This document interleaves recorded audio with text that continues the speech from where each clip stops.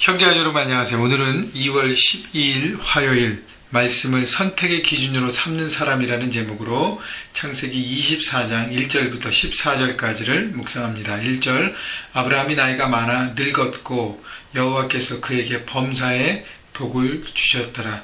자, 아브라함의 나이가 지금 거의 한 140세 정도 되었습니다.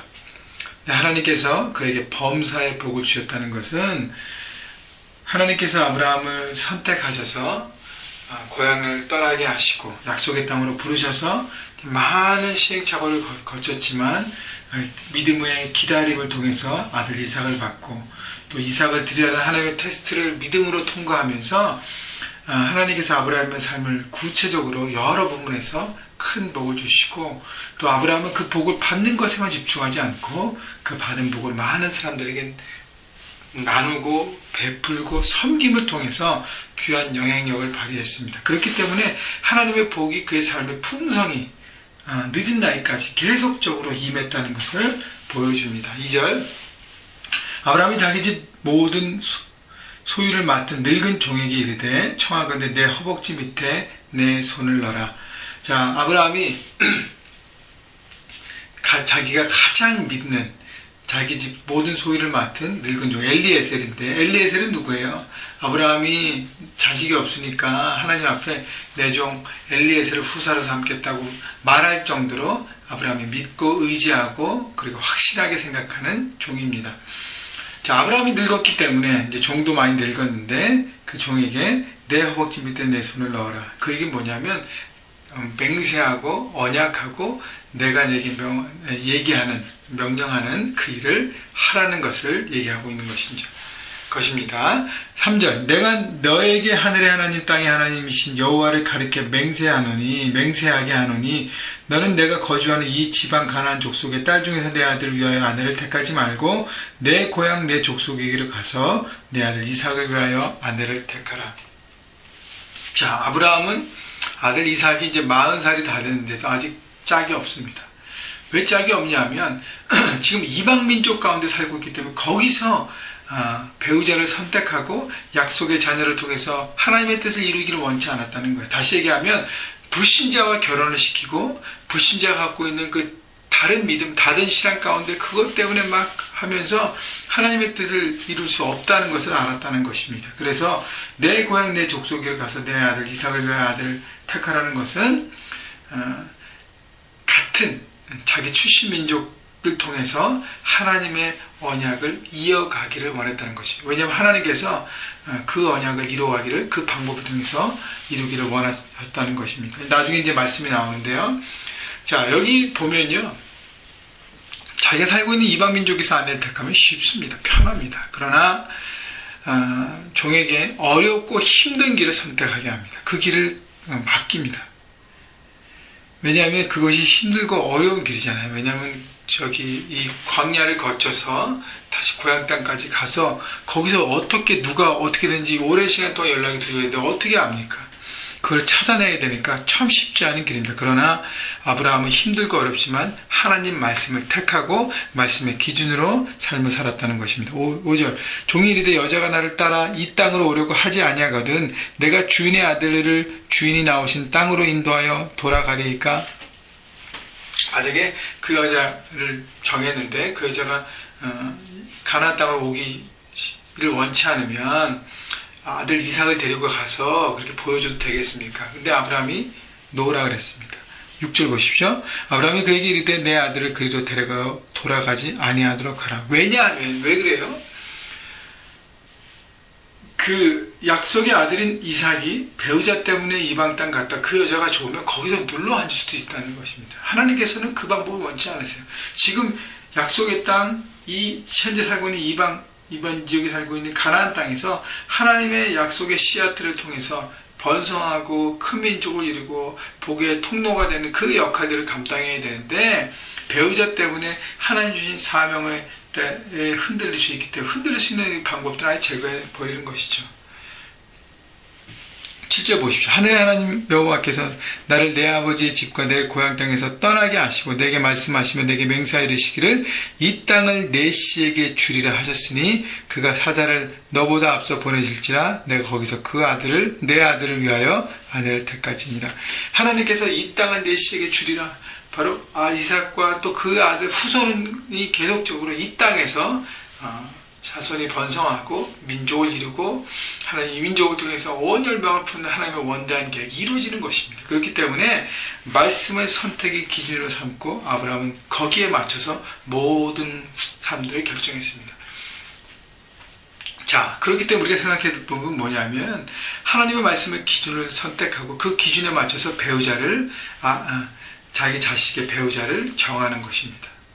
많은 사람들이요 배우자를 정하기 위해서 모든 기준을 막 바꿉니다. 그렇게 되면 하나님 말씀대로 살아가는 하나님의 방법으로 살아가지 않고 내가 원하는 방법대로 살아가는 것입니다. 나는 내 기준에 따라서 하나님 말씀을 맞춰가는가 아니면 나는 하나님 말씀의 기준으로 내 모든 상황들을 맞춰가는가를 돌아보시고 아브라함처럼 힘들고 어렵지만 하나님 말씀의 그 기준을 정하고 말씀대로 순종하는 여러분 모두가 되기를 주님의 이름으로 축원합니다. 8절 만일 여자가 너를 따라오려고 하지 아니하면 나의 이 맹세가 너와 상관이 없나니 오직 내 아들을 데리고 그리로 가지 말지니라. 자, 그 여인이 오지 않으면 하나님의 뜻이 아니라는 것입니다. 그것을 위해서 목적을 위해서 수단과 방법을 막 하지 말라는 것입니다. 그래서 하나님 말씀을 세트하는 게 너무 중요합니다. 그래서 9절 그 종이 이에 그의 주인 아브라함의 허벅지 아래 손을 놓고 이 일에 대하여 그에게 맹세하였더라. 자, 주인의 말에 그대로 순종합니다. 엘리에셀은 충성합니다. 변명이 없습니다. 여러분 그도 나이가 많고 그 여행을 하려면 얼마나 힘들고 가서 누구를 찾아야 할지도 모르고 그냥 무작정 가는 것인데 여러분 믿음이 없고 충성하지 못하면 갈 수 없습니다. 자, 그러나 이 불확실한 여행은 아브라함을 믿고 아브라함의 하나님을 믿기에 엘리에셀은 충성합니다. 11절 이에 종이 그 주인의 낙타 중 10匹를 끌고 떠났는데 곧 그 주인의 모든 좋은 것을 가지고 떠나 메소포다미아로 가서 나홀의 성에 이르러 11절 그 낙타를 성 밖 우물 곁에 꿀렸으니 저녁때라 여인들이 물을 기르러 나올 때였더라. 자, 하나님은 구체적으로 인도하심을 바라봅니다. 보십시오. 아까 아브라함이 그랬잖아요. 그가 그 사자를 너보다 앞서 보내실지라 내가 거기서 내 아들과 아내를 택할지. 하나님께서 앞서 보내셔서 그 예비하시고 준비하신다는 것입니다. 그것을 믿고 가라는 것이죠.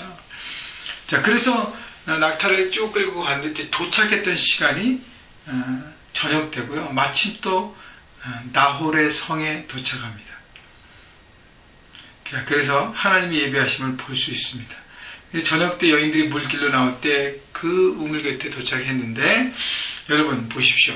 저녁 때 여인들이 이를 위해서 물을 길러 나오려고 하는 그때 그 장소에 하나님이 그곳을 인도하셨다는 것은 여인을 만날 수 있는 장소를 하나님께서 인도하셨다는 것이죠. 순조롭게 만날 수 있도록 하나님께서 말씀의 기준을 선택한 삶을 지키시고 인도하신다는 것입니다. 12절 그가 이르되 우리 주인 아브라함의 하나님 여호와여 원하건대 오늘 나에게 순조롭게 만나게 하사 내 주인 아브라함에게 은혜를 베푸시옵소서.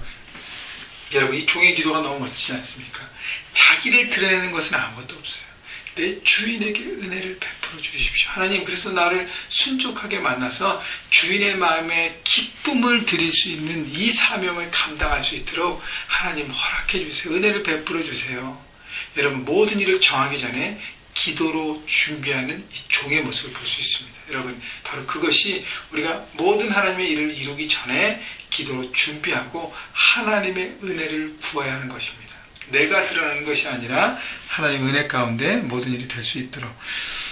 13절 성중에 사람의 딸들이 물기로 나오겠사오니 내가 우물 곁에 서 있다가 한 소녀에게 이르기를 청하건대 너는 물동이를 기울여 나로 마시게 하라 하니 그의 대답이 마시라 내가 당신의 낙타에게도 마시게 하리라 하면 그는 주께서 주의 종 이삭을 위하여 정하신 자라 이로 말미암아 주께서 내 주인에게 은혜를 베푸심을 내가 알겠나이다. 자, 이 종이 구체적으로 또 기도하는데 뭐냐면 하나님 우리 주인의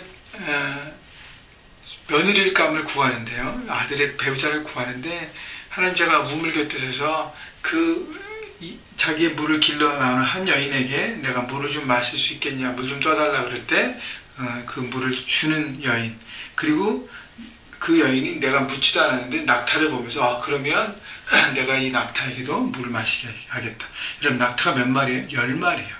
한 마리 먹이는 것도 쉽지 않은데 10마리 물을 떠서 계속 10마리 먹인다는 것은 여러분 성실함과 섬김의 마음과 사랑, 품어주는 사랑. 왜냐하면 나그네라는 게 자기 동네에서 뻔하잖아요. 사는 사람 다 알잖아요. 근데 모르는 나그네에게 이렇게 손 대접하는 거, 지나가는 나그네를 대접하는 것은 다시 되돌려 받지 못하는 사랑을 주는 것입니다. 그 마음, 성실함, 충성함, 그 모든 것들을 그렇게 준비된 사람을 하나님 만나게 해주십시오라고 기도한 것입니다. 여러분, 우리가 기도할 때 하나님 말씀을 기준으로 기도하면서 그 다음에 구체적으로 기도해야 돼요. 구체적인 리스트를 정해서. 그것이 내 이기심이 아니라 정말 하나님의 마음을 품고 기도하는 것이죠. 그러면 하나님은 그것보다 더 풍성한 것을 우리를 인도하십니다. 자, 여러분, 맨 마지막에 내 주님에게 은혜를 베푸심을 내가 알겠나이다. 어떤 은혜예요? 자녀를 결혼시키시는 은혜, 만남을 주시는 은혜. 여러분, 결혼은 은혜입니다. 여러분, 그 싱글들은요, 결혼의 은혜를 하나님 베푸하셔야 돼요. 이건 좀 딴 얘기지만, 여러분, 이미 결혼하신 우리 커플들은 하나님이 이미 은혜를 받았음을 바라보고, 주신 배우자를 하나님의 은혜 안에 만났음을 바라보고, 감사하고, 충성하고, 사랑으로 섬겨야 할 것입니다. 여러분, 오늘